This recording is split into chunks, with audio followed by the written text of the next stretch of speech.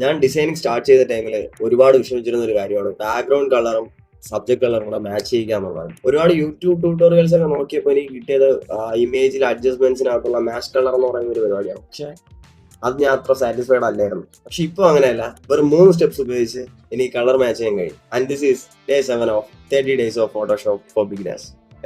അപ്പോൾ ഈ ഒരു ബാക്ക്ഗ്രൗണ്ട് ആണ് നമ്മൾ മാച്ച് കളർ ചെയ്യിക്കാൻ യൂസ് ചെയ്യുന്നത്. അപ്പോൾ ഇവിടുത്തെ സബ്ജക്ട് എന്ന് പറയുന്നത് ഹാമിൽട്ടന്റെ ഇമേജ് ആണ്.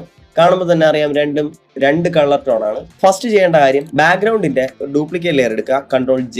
ദെൻ ആ ലെയറിനെ ഹാമിൽട്ടന്റെ ലെയറിന്റെ തൊട്ട് മുകളിലേക്ക് പ്ലേസ് ചെയ്യുക. ബാക്ക്ഗ്രൗണ്ടിന്റെ ഡ്യൂപ്ലിക്കേറ്റ് ലെയർ സ്മാർട്ട് ഒബ്ജക്റ്റ് ആണെന്ന് ഉറപ്പുവരുത്തണം. നെക്സ്റ്റ് ചെയ്യേണ്ടത് ഫിൽറ്ററിൽ പോവുക, ബ്ലർ, ഗോഷ്യൻ ബ്ലർ ആഡ് ചെയ്യുക. ഗോഷ്യൻ ബ്ലർ ഒന്ന് കൂട്ടാം, നമുക്കൊരു 50-60 ഞാൻ കൊടുത്തിട്ടുണ്ട്. ഓക്കെ കൊടുക്കാം.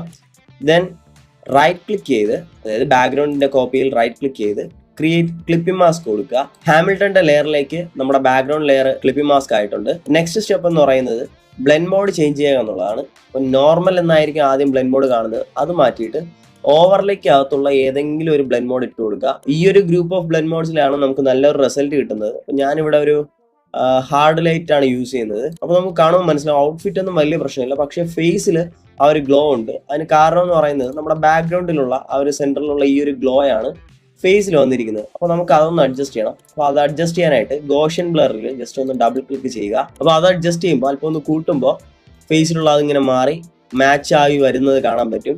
അപ്പോൾ ഞാനിവിടെ ഒരു 190 കൊടുക്കുന്നുണ്ട്. കറക്റ്റാണ്. ഓക്കെ കൊടുക്കാം. അപ്പോൾ ഇത്രയേ ഉള്ളൂ.